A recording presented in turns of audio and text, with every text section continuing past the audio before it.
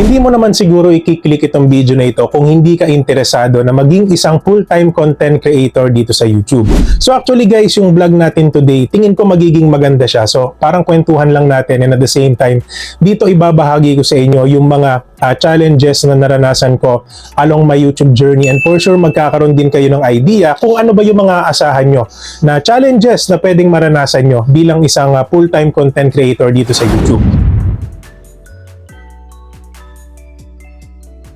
So guys, mag-focus tayo dun sa word na full-time content creator. So pag sinabing full-time, is that nakapokus ka sa bagay na yon. So hanggat maaari, no distraction, talagang nakapokus ka sa pagiging isang content creator. So pag nakapokus ka sa bagay na yon, is mas mabilis ka nag-i-improve, and at the same time, mas natututunan mo yung mga bagay na dapat mong matutunan dito sa YouTube. So ano ba yung madalas na nagiging problema ng isang full-time content creator? So guys, bilang tao, may pangangailangan tayo. So may mga needs tayo. At let's be real na ang pagiging isang full-time content creator ay hindi ka naman agad magiging successful overnight. So hindi ka naman agad kikita dito overnight, di ba? So it takes like months or years bago magbunga lahat ng pinaghihirapan mo dito sa YouTube. So yung ibig ko sabihin dito guys, kung nagbabalak ka maging isang full-time content creator, is dapat meron kang another source of income, or sabihin natin multiple source of income. Kasi paano mo matutugunan yung pangangailangan mo kung nakapokus ka sa pagiging content creator? So yung ibig ko sabihin dito guys, dapat kung nagbabala ka na mag full time dito sa YouTube, isiguraduhin mo na meron kang sideline or meron kang pinagkukunan ng pera. Kasi mahirap mag-focus sa isang bagay na napapabayaan mo yung pangangailangan mo or ng pamilya mo. So isa yun guys, dapat i-priority niyan.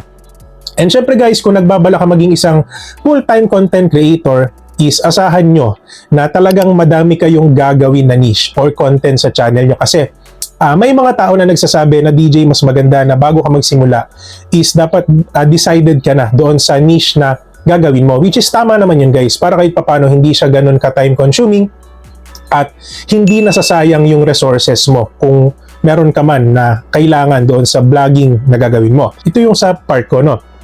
So hindi naman masama guys na magkaroon kayo ng multiple niche or multiple content sa una.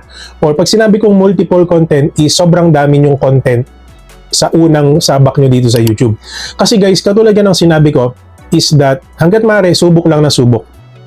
Okay, pero dun sa mga sinusubukan yung content, make sure is that time to time nag-i-improve kayo or ina-apply nyo yung natututunan nyo sa social media habang lumilipas yung araw, yung buwan, yung taon.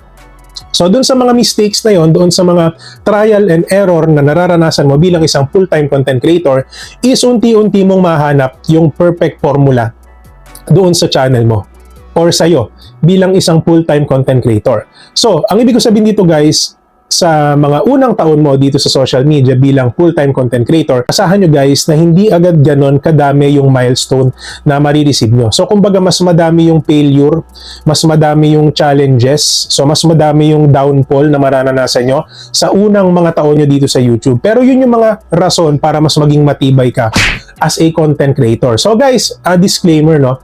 Hindi ko sinasabi na successful na yung ating YouTube channel, but proud ko naman na sinasabi na madami tayong nalagpasan na challenges dito sa YouTube.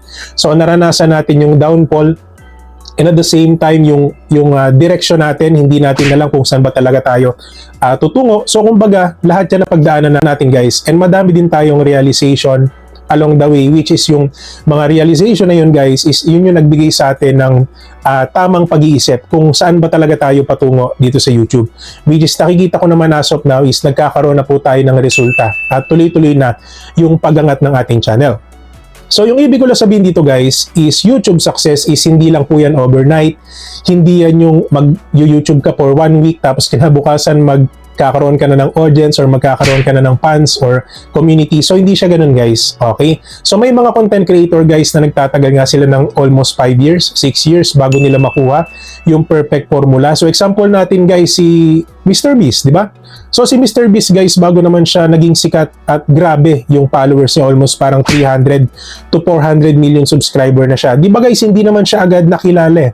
Hindi naman siya agad nakilala na MrBeast. So kumbaga, yung mga unang contents ni MrBeast is more on live streaming habang naglalaro siya, yung Minecraft, kung hindi ako nagkakamali. Tapos habang naglalaro siya, nagko-comment siya sa mga nababasa niyang comment sa live niya, and then dumating yung point na parang nagkaroon siya ng mga experimental vlogs, di ba? So nagbibigay siya ng pera sa mga tao hanggang sa nasundan na yung content niya na yon. At ang maganda kasi ni Mr. Beast guys, yung pera na kinikita niya sa YouTube, ini-invest niya ulit pabalik dun sa vlogs niya hanggang sa lumobo ng lumobo yung following niya. At alam niyo naman guys yung ginagawa ni Mr. Beast, di ba? So talagang grabe mamigay ng pera yung tao na yon.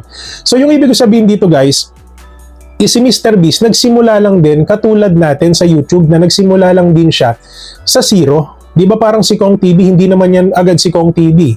Hindi naman siya agad sumikat overnight. So kumbaga, inabot din siya ng ilang taon sa YouTube guys bago nag-boom yung channel niya. Kung di ako nagkakamali guys, yung pinakauna niyang videos, yung unang video niya is 15 years ago. So sobrang tagal na nun guys. Biruin nyo, no, bago nag-boom yung pangalan ni Kong TV, inabot siya ng almost 8 to 10 years. Diba? Nung pandemic lang sila almost nakilala, lalo na yung grupo niya. So yung ibig ko sabihin dito guys, yung pagiging isang full-time content creator, kung nagbabalak ka man, hindi ito yung basta susukuan mo na lang na porke wala kang nakitang resulta overnight, or sabihin natin isang taon na yung nakakalipas wala pa ding resulta. Yung pinaggagawa mo dito sa YouTube, ibig sabihin wala ka nang mararating. Hindi sa ganun yun guys. Okay? Ang nakakalungkot lang kasi dito guys, may mga content creator sa YouTube na sumusubok, no? Na even though ilang buwan pa lang yung nakakalipas is nag-quit sila. Okay? So, ibig sabihin guys, maiksi yung pasensya nila and at the same time, hindi siguro para sa kanila yung vlogging. Kasi kung nararamdaman mo naman sa sarili mo na may future ka sa isang bagay, tsatsagain mo talaga yan kahit ilang years na yung nakakalipas. Okay? Pero wag naman yung sobrang tagal na yung nakakalipas tapos wala talagang improvement yung channel mo. So, para sa akin guys, that is the right time na pwede ka mag-quit. Pero yung sabihin natin guys na isang taon, 2 taon, napapansin mo na nag-grow naman yung channel mo. So, meaning guys, nakukuha nyo yung formula or yung method na para sa channel nyo. So that's why yung pagiging isang full-time content creator guys is hindi yan basta-basta, no? So kaya nga sa mga kagaya ko na full-time content creator guys, saludo ako sa inyo kasi alam ko yung mga pinagdadaanan nyo, no? So dun sa mga malalaki yan channels, dun sa mga nagsisimula pa lang, dun sa mga channels na nag-grow hanggang ngayon. So gusto ko lang kayong batiin ng congratulations kasi guys, hindi biro yung pinagdadaanan nating lahat bilang isang content creator. Okay?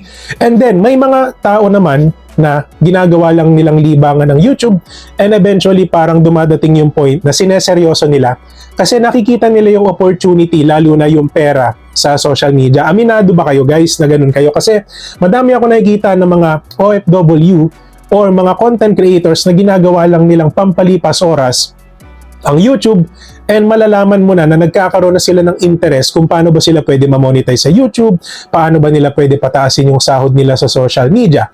So meaning guys, nung una, naglilibang lang sila. So kumbaga enjoyment lang para sa kanila ang YouTube. Pero nung tumagal sila guys, parang gusto na nilang seryosohin ang social media, which is hindi naman natin sila masisisi kasi ang daming opportunity, no? Dito sa YouTube, especially sa social media. Guys, ang social media, hindi lang naman umiikot yan sa Facebook, sa Meta, sa YouTube, sa TikTok, sa Instagram, etc. So, madami pa guys, sobrang daming opportunity sa social media na alam ko nakikita nyo. So, that's why gusto nyong sumubok dito. Okay? So, naaalala ko pa nun guys, nung nagsisimula din ako sa YouTube, no? Na talagang walang manonood sa'yo. Normal lang yan guys, lalo na pagka wala pang resulta yung ginagawa mo. Kaya kung bago ka sa YouTube at nagbabalak ka na maging full-time content creator and eventually, sabihin natin, sad to say na wala talagang nanonood sa mga videos mo, miss kayong mga kamag-anak mo, relatives mo, or yung mga kakilala mo, kaibigan mo, alam nyo guys, normal lang yan. Kasi hindi sila yung target audience nyo. Pero alam ko guys, mararamdaman nyo bilang isang bago sa YouTube na parang nakakapagtampo, no? Kasi nung bago ako sa social media guys, naranasan ko yan na nagsishare ako ng mga videos ko dun sa mga kakilala ko, sa lahat, almost sa lahat ng chats. And eventually guys, wala talaga nanonood dun sa vlog ko dati, like 3 years ago, 4 years ago. So bilang bago guys, nakakatampo talaga. Kasi kung sino yung mga aasahan mo na manonood sa'yo, sila pa yung hindi manonood ng mga videos mo. Pero guys, habang tumatagal kayo sa YouTube, alam nyo, dun nyo marirealize na hindi ganun gumagana ang YouTube, no? So, kumbaga yung mga videos natin, ginawa siya para yung videos natin mismo ang maghanap ng target audience para sa channel natin. So, yung ibig ko sabihin dito guys, kung kayo yung tipo ng full-time content creator at gusto nyo maging seryoso sa YouTube, is mag-focus kayo doon sa niche na gagawin nyo sa channel nyo. no? So dun sa mga nagka-count me in, follow to follow, sub for sub, guys, katulad nung sinasabi ko, diskarte nyo yan. Ang sa akin lang guys is make sure na kung nagbabala kayo na mag full time dito sa YouTube is dapat ready kayo. Diba? Sa financial, sa mga source of income, and then yung mga makukuha nyo na criticism sa mga taong nakapalibot sa inyo. And at the same time, dapat mahaba yung pasensya nyo. Kasi YouTube is not a overnight success. I mean, na sa isang araw lang is makukuha nyo na agad yung niche or algorithm ni YouTube para mag-grow yung channel nyo. So yung sa akin lang guys, expect nyo na baka abutin kayo ng ilang buwan or ilang years dito sa YouTube, no? Kasi yung pagiging isang full-time content creator ay hindi biro yan. Lalo na pagka wala ka namang another source of income or wala kang pinagkukunan ng pera. Kasi bilang tao guys, yan ang pinakang kailangan natin para mabuhay. Diba? So, paano ka kakain kung wala kang source of income? So, pag nag-full-time content creator ka naman, hindi ka naman agad kikita. So, madami kang bagay na isasacrifice para makuha mo yung pangarap mo dito sa YouTube, which is naranasan din natin yan guys this past few years. So, katulad ng sinabi ko kanina guys, even though hindi pa naman ganun ka-successful yung channel ni DJMA, but still, kumikita na tayo dito. Kumbaga, yung YouTube is one of our source of income na din, na gusto kong maranasan nyo someday. Diba? Na maging sulit yung pagod, paghihirap nyo dito sa YouTube. Kaya ako guys, ginagawa ko yung best ko para imulat kayo sa katotohanan na hindi madali maging isang full-time content creator dito sa YouTube. Kasi madami kayong pagdadaanan. Diba? Struggle sa pera, sa suporta, and at the same time dun sa trial and error, sa paggawa ng content. So lahat yan guys, mararanasan nyo. And for sure guys, darating yung tamang panahon para sa inyo na marirealize nyo na lahat ng hirap nyo is magbubunga din. So yun yung pinakang liwanag dito sa daan na tinatahak natin dito sa YouTube. Pagka nakikita mo na tuloy-tuloy na yung pag-angat ng subscribers mo, ng views, at yung kinikita mo dito sa YouTube. Para sa akin guys, isang milestone yun sa every content creator na nagbabalak maging full-time content creator dito sa YouTube. Kaya kung kayo guys, naranasan nyo na yon, I just want to say congratulations sa inyo. Kasi kahit papaano, nagbubunga na yung mga pinaghirapan nyo. Pero dun sa mga nagsisimula pa lang, as in, yung mga nagsimula pa lang like weeks ago, 1 month ago, yung iba 2 months ago, yung iba kalahating taon na dito sa YouTube, but still hindi pa rin sumasahod. Guys, wag nyo ideklara na failure yung ginawa nyo. So kumbaga guys, kasama yan talaga sa magiging experience nyo dito sa social media. Kasi kahit ako naman guys, dumating ako sa point na hindi naman ako monthly sumasahod eh. So dumating ako sa point guys na sumasahod ako like every 5 months. So bago ko mabuo yung $100, so sumasahod ako like every 4 months, every 5 months, tsaka lang ako nakakasahod. So kumbaga guys, kung ako, nalagpasan ko siya, so for sure guys, kayo, kaya nyo rin yun. Diba? Kasi pare-pares lang naman tayong tao na nagsimula sa zero.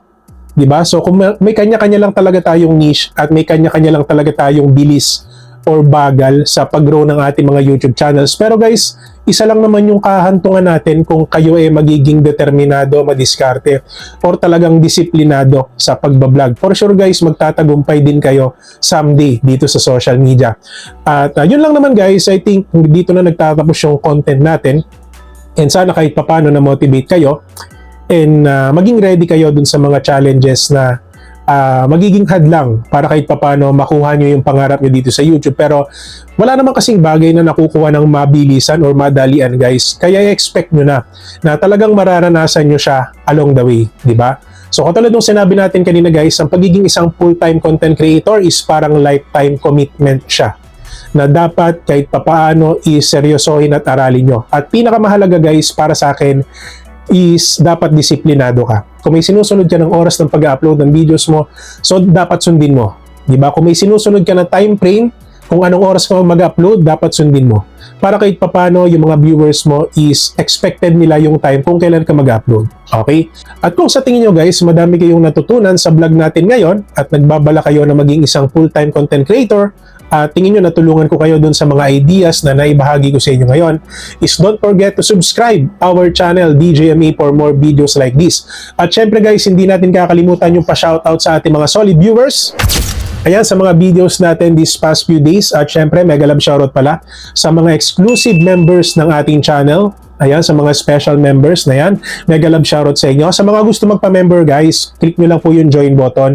At madali lang naman magpa-member dito guys, $1 per month. At syempre guys, may mga perks kayo makakuha dito, lalo na yung mga pa-shoutout every end of the video. Okay? And kung sa tingin nyo guys, nabitin kayo sa mga YouTube tips, so pwede nyo panoodin yung mga videos na lalabas dito sa side na to. No? So lalo na dun sa mga kaibigan natin na OFW na walang idea kung ano yung content na pwede nilang gawin. So pwede nyo gawin ito guys, pwede nyo panoodin yung vlog na to, yung nasa taas. And then sa mga nabitin pa guys, pwede nyo panoodin itong playlist natin na ito. Para kahit papano is madami pa kayong matutunan sa vlogs ni DJ Ami. So yun lang guys, maraming salamat.